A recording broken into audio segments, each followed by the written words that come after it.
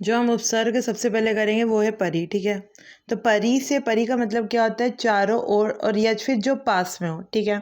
अब बिना संधि क्यों है, दीर्घ संधि होने पर, यण संधि होने पर, व्यंजन संधि होने पर, प्रत्यय के प्रभाव से वृद्धि रूप, हम इन पांचों तरीके से परी का उपसर्ग देखेंगे। तो ठीक है, परी से हम जो नॉर्मली हम जानते हैं, जैसे परिकल्पना, परिक्रमा, परिग्रह।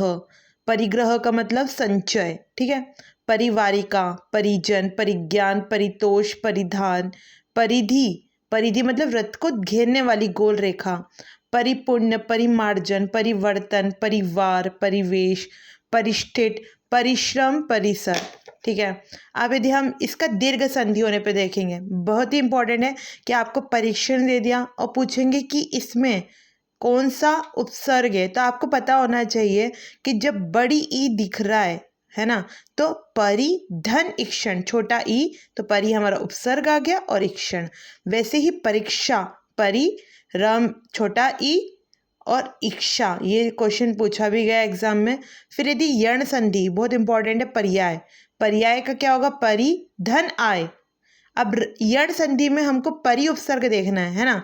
यण संधि में हमें परि उपसर्ग देखना है। तो हमको ये देखना है ये य र की रेप किस पे आ रही है। जैसे ये पर्याय हो गया, पर्यंक हो गया, पर्यटन हो गया, पर्यवेक्षण हो गया, पर्याप्त हो गया, वो जो कि बहुत इंपॉर्टेंट है, पर्यावरण हो गया, पर्यूषण हो गया। तो जैसे य पे र की रेप आती तो हमको समझ में आ जाना चाहिए कि ये कहीं ना कहीं परि उपसर्ग की बात कर रहा है। तो पर्याय का क्या होगा, परिधन आय। पर्यंक दैट इज परि धन अंक। पर्यटन, य की र की रेप दिखी तो तुरंत ही परि धन अटन कर देना है। परिवास वसान, परिवसान मतलब परि अवसान, दैट इज परि धन अव धन सान। परिवेक्षण, तो परि धन अव धन ईक्षण। पर्याप्त बहुत इंपॉर्टेंट है, आ सकता है, दैट इज परि धन आप्त।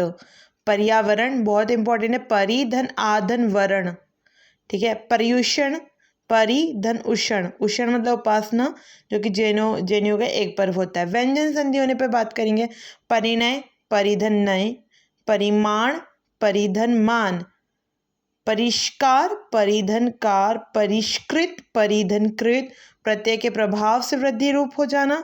परिजात, परिधन जात धन अ, क्योंकि पारिजात हो गया है ना, तो कहीं ना कहीं अ आया है, उसका वृद्धि करिए, देन परिधन जात धन अ।